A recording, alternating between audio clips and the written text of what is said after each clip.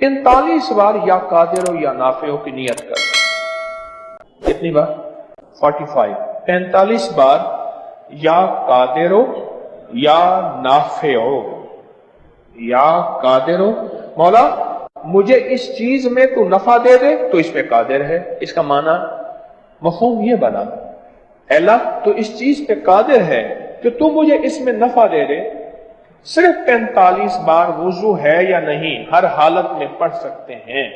کوئی بھی تجارت، شاپنگ، خریداری، کام، مقصد، دفتر میں جانا ہے یا کوئی کہیں بھی کوئی ہے، کوئی کام، کوئی مقصد، کوئی گھر والوں کا کام یہ ہے کہ میرے کپڑے جلدی سمٹ جائیں، استری جلدی ہو جائے.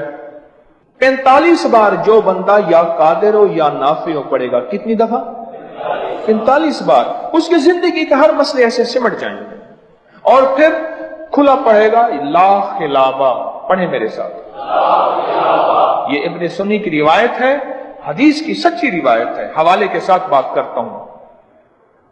لا خلابہ کھلا پڑھتا رہے وضو بے وضو ہر حالت میں، اور 45 بار یا قادر ہو یا نافع ہو ہر حالت میں پڑھ سکتا ہے کھلا. عجب چیز ہے، ایسے راہیں کھلتی ہیں، راستے کھلتے ہیں، مسائل مشکلات حل ہوتے ہیں، اور ناممکن چیز ملتی ہے. رزق میں وسعت ہوتی ہے، تھوڑے پیسوں میں ضرورتیں پوری ہو جاتی ہیں، زیادہ کھپنا نہیں پڑتا، زیادہ الجھنا نہیں پڑتا، اور زیادہ پریشانی نہیں ہوتی. صرف 45 بار آپ پڑھ لیں یا قادر ہو یا نافع، اور کھلا پڑھیں لا خلابہ. بس.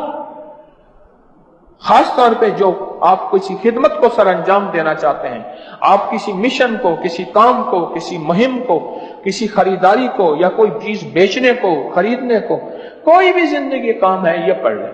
اور پھر اس کو پڑھنے کے بعد آپ راحتیں، رحمتیں، عزتیں، برکتیں اور خیریں دیکھیں اور اپنے نظام کو بہتر ہوتا دیکھیں. جو آنے والی ہے تاکہ ہم اس کا استقبال کریں، جو آنے والی ہے اس کے لیے تیاری کریں، جو آنے والی ہے رات شب برات اس کے لیے منتظر رہیں.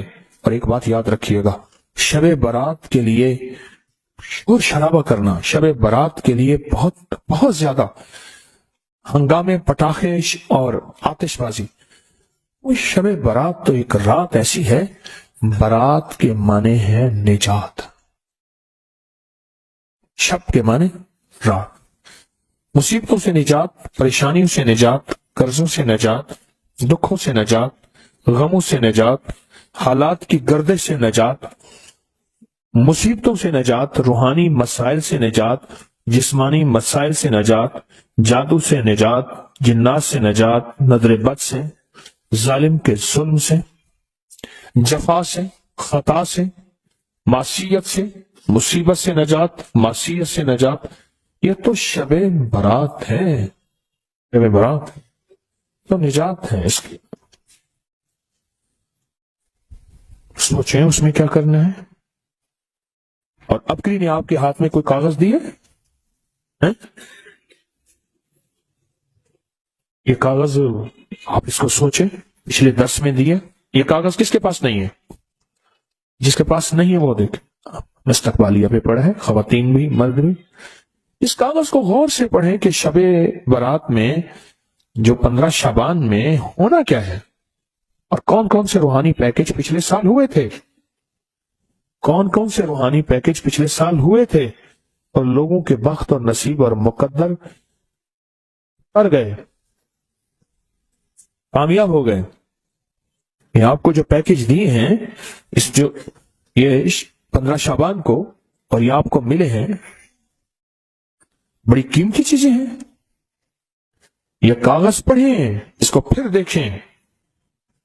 حضرت خضر علیہ السلام کا تحفہ ملے گا، نیلے دھاگے کی شمیز یا مرد کے لیے بنیان، کہ نیلے دھاگے کو ہماری زندگی، نیلے کپڑے کو، نیلے رنگ کو ہماری زندگی کے ساتھ کیا دخل ہے، کیا دخل ہے، کیا دخل ہے. اور روحانی جانثاروں کی الوداعی دعا. اور یہ ایک ڈبیا ہے، اس میں ایک خاص کنکر ہے، اس کو صرف بس توے پہ رکھ دینا ہے. اس میں خاص نقش بنے ہوئے ہیں اور بڑی محنت کی ہوئی ہے.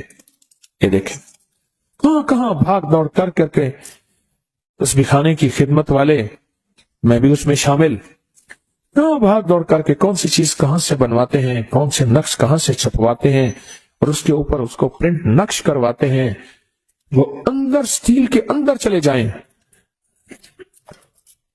آپ خود سوچیں، یہ سفید کپڑے کا عمل اور چھری کا عمل ہے، بہت کمال عمل ہے۔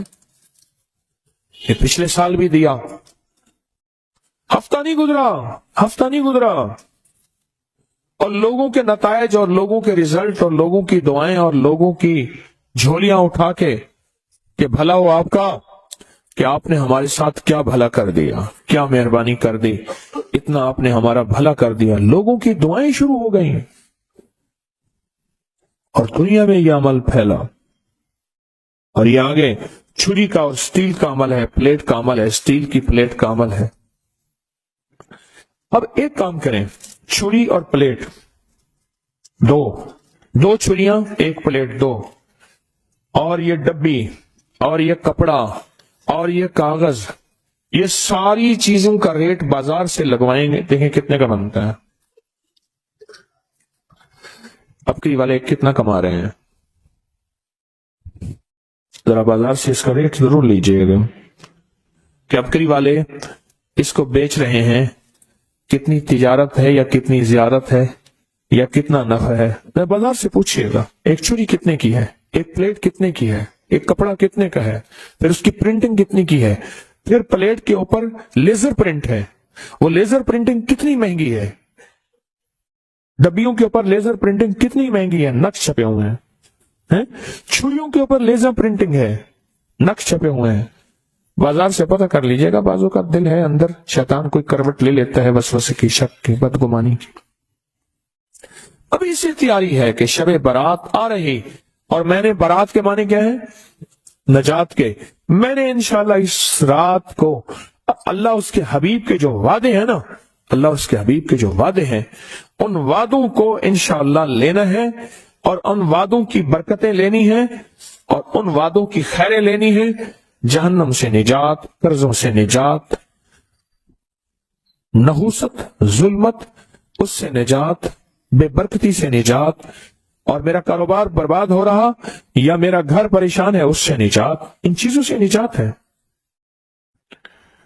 حدیث میں آتا ہے، صدیق اکبر رضی اللہ تعالیٰ عنہ فرماتے ہیں کہ جب ماہ شعبان کی 15ویں رات آتی ہے، اللہ جل شانہ آسمان دنیا پہ تشریف لاتی ہے، پہلے آسمان پہ نیچے آ جاتے ہیں، اپنا تخت لاتے ہیں، سوائے مشرک کے اور کسی سے بغض اور اناد رکھنے والے کے، باقی سب کو معاف کر دیتے ہیں۔ بغض اور اناد رکھنے والا کسی سے اگر ہے بھی، بیٹھے بیٹھے معاف کر دو، بیٹھے بیٹھے دل صاف کر دو، بیٹھے بیٹھے معاف کر دو، بیٹھے بیٹھے دل صاف کر دو۔ اللہ تعالیٰ سب کو معاف کر دیتے ہیں۔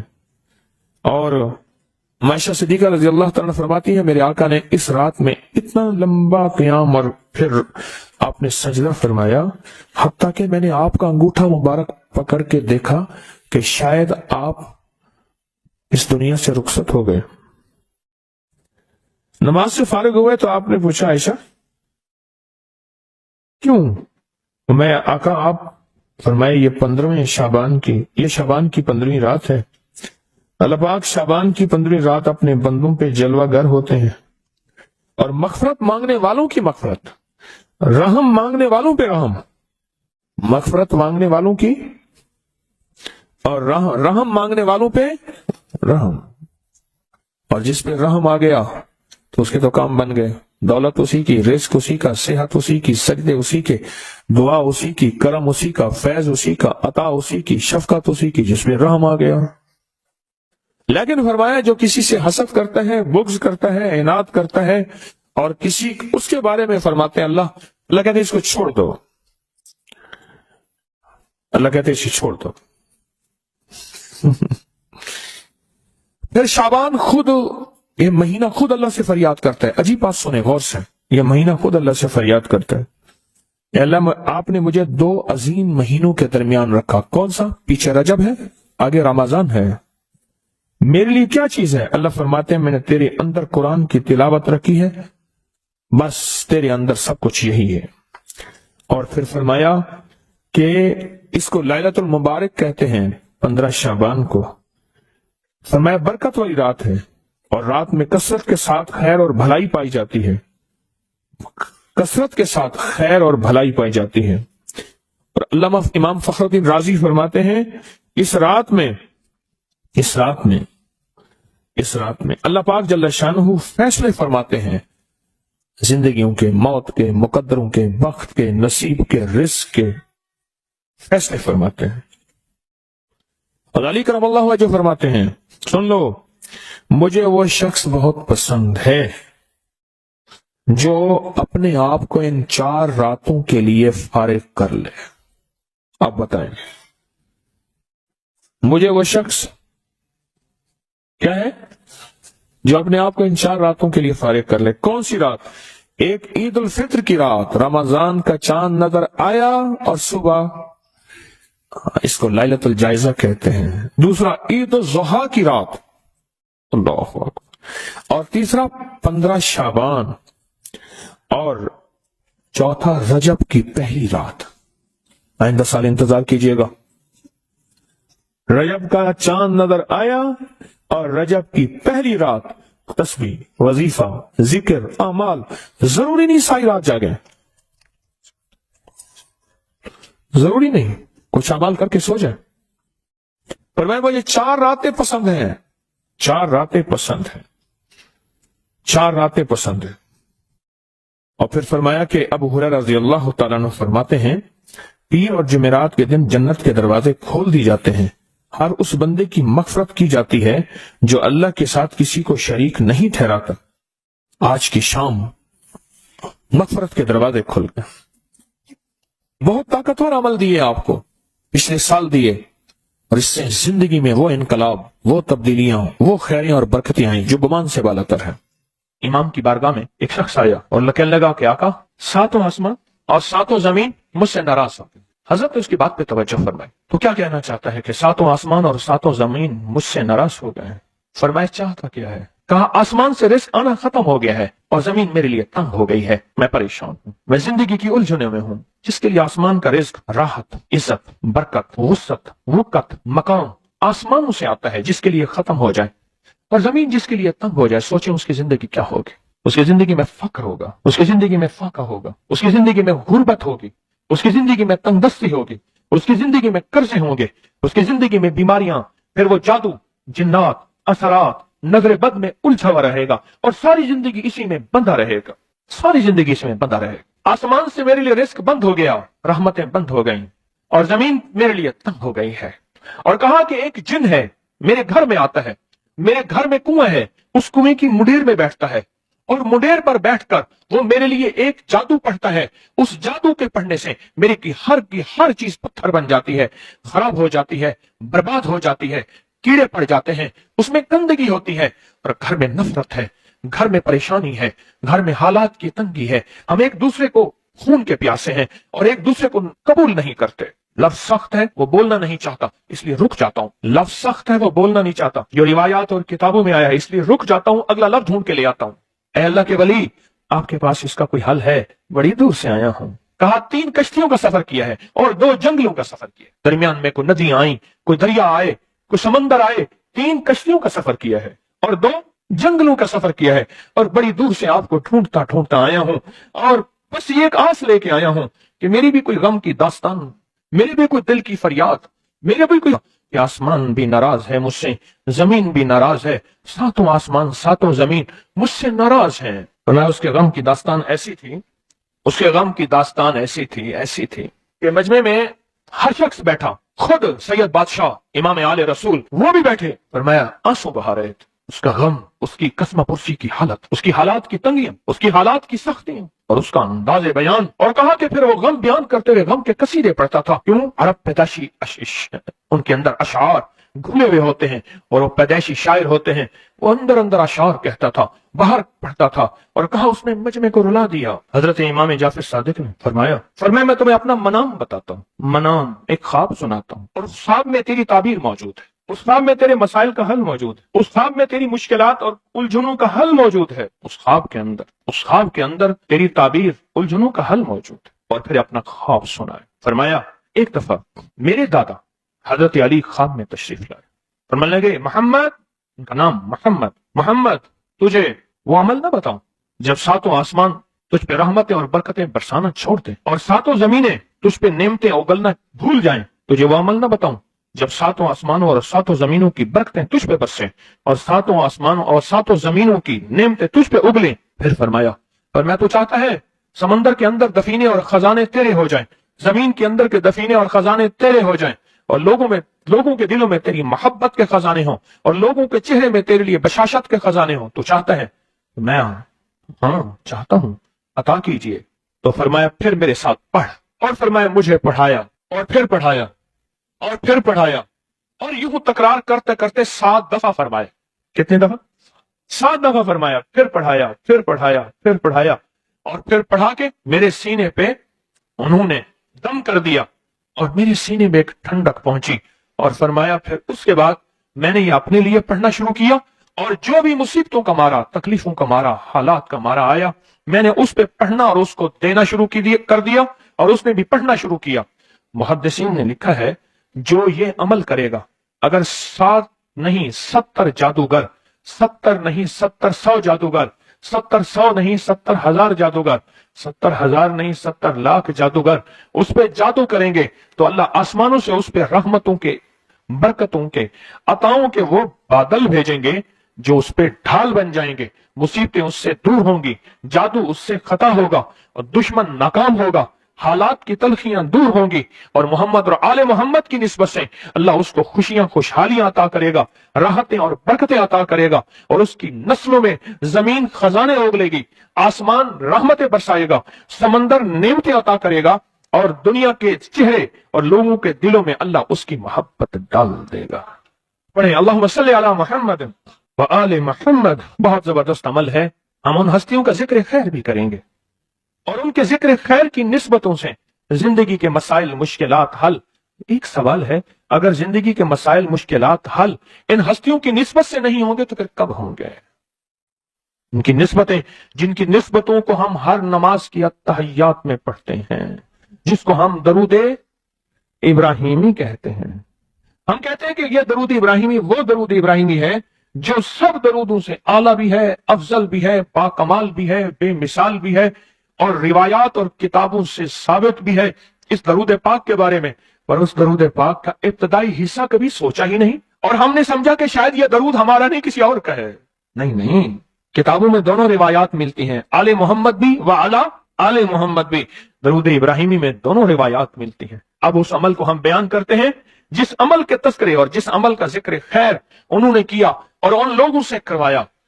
اس عمل کو آج ہم بیٹھ کے اکٹھا ہو کے، جمع ہو کے، درد اور دل کی گہرائیوں کے ساتھ کرتے ہیں. کیا خیال ہے؟ آپ چاہتے ہیں ساتوں آسمان آپ پہ رحمت برسیں، ساتوں زمین آپ کے لیے خزانے اگلے؟ چاہتے ہیں یا نہیں چاہتے؟ چاہتے ہیں. آپ چاہتے ہیں لوگوں کے دلوں میں آپ کے لیے محبت ہو، الفت ہو، راحت ہو، اور لوگ آپ کے دل کے لیے، لوگوں میں دل میں آپ کے لیے ایک ایسا انداز ہو کہ چہرے سے محسوس ہو، اور آپ چاہتے ہیں کہ آپ کے گھر رحمتوں اور برکتوں سے اور رزق کے خزانوں سے بھر جائیں. اور آپ چاہتے ہیں کہ اگر آپ پہ جادو ہے، آپ پہ نظر بد ہے، آپ کے اوپر حاسدوں کا حسد ہے، جادو ٹوٹ جائے چاہتے ہیں، حسد ختم ہو جائے چاہتے ہیں، نظر بد ختم ہو جائے چاہتے ہیں، بے اولادیوں کی وجہ سے کوئی نظر بد ختم ہو جائے چاہتے ہیں، اور آپ چاہتے ہیں کہ ساری کائنات، ساتوں آسمان اور زمین میں عرش سے لے کر فرش تک آپ کے لیے نور بھر جائے، راحت بھر جائے، رزق بھر جائے، صحت بھر جائے، عطا ہو جائے، مشکلات کا حل ہو جائے اور ناکامیاں دور ہو جائے. چاہتے ہیں یا نہیں چاہتے؟ چاہتے ہیں. تو پھر شیخ نے جو فرمایا، حضرت امام جعفر صادق نے جو فرمایا، اور جو قرآن کی 7 آیات پڑھوائی ہیں انہوں نے، آج میں وہ قرآن کی 7 آیات پڑھوں گا، آپ میرے ساتھ پڑھیں گے. ان کے پاس قرآن تھا، ان کے پاس فرمان مصطفیٰ تھا، ان کے پاس علم تھا، ان کے پاس ایمان تھا، ان کے پاس صبر تھا، ان کے پاس حوصلہ تھا، ان کے پاس شرافت تھی. وہ علم کے سمندر، وہ حلم کے سمندر تھے، وہ عطا کے سمندر تھے، ان کے پاس برکتوں کے خزانے تھے. انشاءاللہ یہ برکتوں، راحتوں، رحمتوں کے خزانے ہم نے ان سے لینے ہیں اور اسی محفل میں لینے ہیں. پڑھیں اعوذ باللہ من الشیطان الرجیم، بسم اللہ الرحمن الرحیم. پہلے پڑھیں، پڑھ لیا؟ پڑھیں میرے ساتھ، سلام قولا من رب الرحیم. یہ اصل میں حضرت امام جعفر صادق نے قرآن میں 7 سلام ہیں. کتنے سلام ہیں؟ کتنے سلام ہیں؟ 7 سلام ہیں. اور یہ 7 آسمان ہیں اور یہ 7 زمین ہیں اور طواف کے 7 چکر ہیں، ہفتے کے 7 دن ہیں، 7 کی عدد کے ساتھ کائنات کا نظام ہے. کائنات کا نظام ہے 7، اس کے ساتھ کائنات جڑی ہوئی ہے. قرآن کی کتنی منزلیں ہیں؟ 7. سلام قولا من رب الرحیم، سلام علی نوح فی العالمین، سلام علی ابراہیم، سلام علی موسیٰ و ہارون، سلام علی الیاسین، سلام علی المرسلین، سلام ہی حتی مطلع الفجر. یہ 7 سلام ہیں. ہم اس کو پڑھتے ہیں، بڑی تاثیر ہے اس کی. اہل محفل بتاتے ہیں کہ حضرت امام جعفر صادق نے اس کے اوپر 7 سلام پڑھے اور اس کو 7 سلام سکھائے. وہ دیہاتی تھا، ہم دیہاتی کہتے ہیں، عرب میں اس کو بدو کہا جاتا ہے. صحرائی کہتے ہیں، عرب میں اس کو بدو کہا جاتا ہے. وہ بدو دیہاتی صحرائی تھا. اس کو 7 سلام سکھائے اور فرمایا اس کو 7 دفعہ صبح شام پڑھ لیا کر. اگر حالات کی سختی تنگی زیادہ ہے تو جتنا زیادہ پڑھ لیا کر، بس کوئی تعداد نہیں. اہل محفل بتاتے ہیں کچھ ہی عرصے کے بعد ایک شخص آیا. اس کے پاس قافلہ تھا. اس کے اونٹ دیباج سے سجے ہوئے تھے، جس کو آپ بوسکی اور کرنڈی کہتے ہیں، جس کو آپ پاکستان کا دنیا کا مہنگا کپڑا کہتے ہیں، ریشم. اتنا تو تھا کہ اونٹ بھی اسی سے سجے ہوئے تھے. اونٹ بھی اسی سے سجے ہوئے. جاگ رہے ہیں، میری طرف دیکھ رہے ہیں. اونٹ بھی اسی سے سجے ہوئے تھے. اور وہ کہنے لگا آسمان مجھ سے راضی ہو گئے، زمین میرے لیے وسیع ہو گئی. جو ناممکن کام ہے نا، بچوں سے دعا کرو. میرا پیکج ہے، سنا ہے نا آپ نے؟ ناممکن کام. حویلی کے سامنے، حویلی آپ حضرات گئے ہوں گے، میرے باپ دادا پر دادا کا شہر ہے. حویلی کے سامنے ایک سڑک جا رہی ہے. وہاں ایک صاحب رہتے تھے، گدا ریڑھی ان کے پاس، غریب آدمی تھے. تو ایک پیر صاحب کو میرے سامنے 100 روپے دیا. 100 روپے کی بڑی حیثیت، پر اس کی حیثیت اس کی تھی جس کی عموماً جو ایک پھیرا ہوتا تھا 5 روپے کا، 4 روپے کا ایک چکر، تو اس کا 100 کیسے جمع ہوا ہوگا؟ 100 روپے دیا تو کہا دعا کر دیں. پیر صاحب نے دعا کر دی. ایک دم مجھے ملا، میں نے کہا پیر صاحب سے دعا کرائی، اچھی انسان تھے. میں تجھے ایک دعا بتاتا ہوں. میں نے اسے اللہ کا نام لے دیا اور کہا کہ بچے اکٹھے کر، غریب کے بچے ویسے زیادہ ہوتے ہیں، بچے اکٹھے کر اور تو دعا کر اور انہیں کہے آمین. اور کوئی 8 آنے روپے کی ٹافیاں لے کے بیٹھ جانا. پہلے نہ دینا، کھا کے بھاگ جائیں گے. ٹافیاں رکھ کے بیٹھ جا اور دعا کر اور ان سے کہے آمین کہیں. کیوں؟ جو نابالغ معصوم بچہ ہے اس کو گناہ کا خیال نہیں، تصور نہیں، گمان نہیں، ادراک نہیں، احساس نہیں، قدم نہیں. اس کے بول سچے، اس کے جذبے سچے، اس کی کیفیت سچی، اس کا انداز سچا، سب کچھ سچا، اس کا سارا کچھ سچا. ایک بات بتاؤں، یہ بات میں نے کئی دفعہ بتائی ہے اور میں نے اس کے خود تجربے کیے ہیں. آپ نے یہ بات سنی ہوگی، مومن کے جھوٹے میں شفا ہے. سنی ہے؟ میں بچوں کا جھوٹا پیتا ہوں اور جس بیماری کی نیت پر کر کے پیئیں ٹھیک ہو جائے گی. بچے سے بڑا کوئی مومن ہے؟ بولے. بچے سے بڑا بھی مومن ہے؟ بچے کا جھوٹا اس تھوڑا سا پلا دے اور پھر اس کی تھوکیں بھی جائیں گی، ان کی تھوکیں بھی جائیں گی، اسی جگہ منہ لگا کے پیئے. مومن کے جھوٹے میں شفا ہے. میرے آقا نے فرما دیا، بس ختم. مجھے کسی دلیل کی ضرورت نہیں ہے.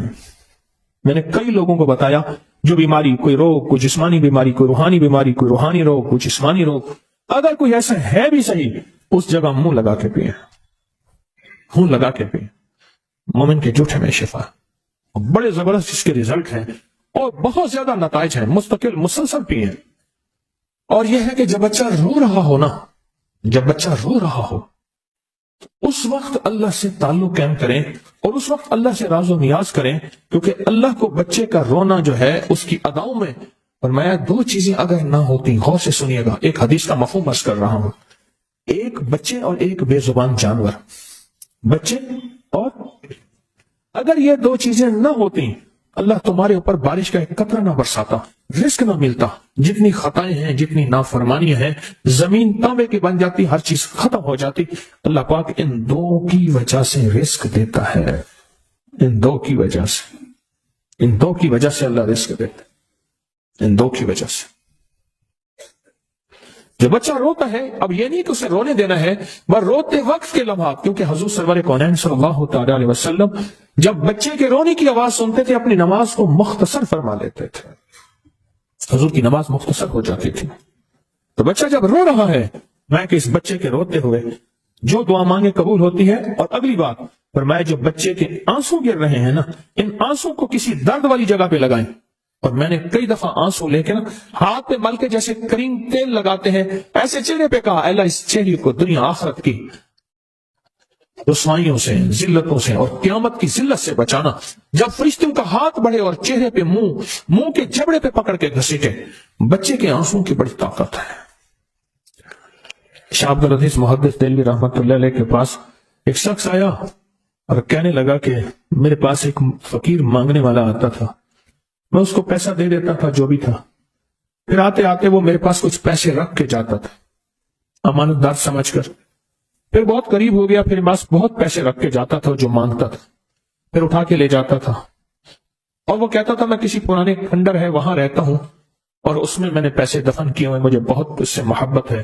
سکے ہوتے تھے پہلے، کاغذ والے روپے تو ہوتے نہیں تھے، اور کہا کہ مجھے بتاتا تھا فلاں جگہ رہتا ہوں، آج تک میں گیا نہیں۔ کچھ دنوں کے بعد بہت عرصہ آتا رہا، پھر کچھ دنوں نہیں آیا، تو میں سوچا کہ بیمار ہو گیا کیسے، تو کہا کہ میں پھر ڈھونڈتے ڈھانڈتے گیا اس کھنڈر میں، تو وہ بیمار پڑا تھا، میری آہٹ سن کے میں نے اسے کہا، تو کہا میرا آخری وقت ہے، مجھے مال سے بہت محبت ہے، میں نے پیسہ کر کے جمع کیا ہے، یہ جتنا میرا مال ہے یہ ساتھ یہ جگہ ہے جہاں میں نے دفن کیا ہوا ہے، جب ایسا کرنا مجھے دفن کرنا، یہ مال میرا ساتھ رکھ دینا چپکے سے، وعدہ کر۔ میں نے وعدہ کر لیا، اور کہا کہ یہ دیکھ اس مال میں سے ایک پیسہ خرچ نہ کرنا، میرا کفن بھی تم جیب سے دینا، میرے مال میں سے خرچ نہ کرنا۔ میں نے وعدہ کر لیا، کفن دے دیا، دفن کر دیا، اور چپکے سے اس کا مال اس میں رکھ دیا، چپکے سے اس کا مال اس میں رکھ دیا، اور کہا کہ جب جو ہے وہ واقعہ ختم ہو گیا، کچھ عرصے کے بعد ایسا ہوا میرے اوپر حالات تنگ ہو گئے، اور بندش حالات، تنگ، پریشانیاں، مشکلات، مسائل، اور اتنا کہ میں روٹی سے بھی تنگ ہو گیا، پریشان ہو گیا۔ ایک دن میرے خیال آیا کہ کئی سال ہو گیا اس کو دفن کیے، اس کا مال کس کام کا، اس کا مال نکال کے لے آؤں، استعمال کروں۔ رات کو گیا اس کی قبر کو کھودا تو دیکھا تو اس کی ہڈیاں پڑی تھیں، اور اس کا جتنے بھی مال، اس کا پیسہ تھا، سارا ہڈیوں کے اوپر ایسے بکھرا ہوا تھا اور سرخ تھا۔ کہا کہ مجھے مال کی طلب تھی، میں نے ایسے ہاتھ ڈالا تو میرا ہاتھ جل گیا، اور میں بس چیختا چلاتا قبر بند کر کے آیا ہوں۔ اب یہ ہاتھ ہر وقت میری آگ ہی آگ ہے، اس کو پانی میں رکھتا ہوں اور تکلیف میں رکھتا ہوں اور دہی میں رکھتا ہوں، آگ ہی آگ، کوئی ایسا طریقہ۔ اب دیکھیں درویش کا وجدان دیکھیں، تو انہوں نے فرمایا کہ میرا اللہ کہتا ہے کہ آنسوں سے تو جہنم کی آگ بھی بجھ جاتی ہے، اللہ کے لیے رو، جب رو وہ آنسو اس ہاتھ کو لگا، اللہ کے لیے رو، جب رو تو اس آنسو اس ہاتھ پہ لگا، فرمایا کہ وہ آنسو اس ہاتھ پہ لگائے گا، تیری جہنم کی آگ ہے یہ بجھ جائے گی۔ اور کہا ایسے ہوا، رویا بہت زیادہ اللہ کے لیے، آنسو لگائے، اور وہ آنسو سے اس کی ہاتھ کی تکلیف ختم ہو گئی۔ یہ جو بچے کے آنسو ہیں یہ بڑے دکھوں کا علاج ہے، اور بڑے دردوں کا علاج ہے، اور بڑی مشکلوں کا علاج ہے، اور بہت زیادہ مسائل کا علاج ہے۔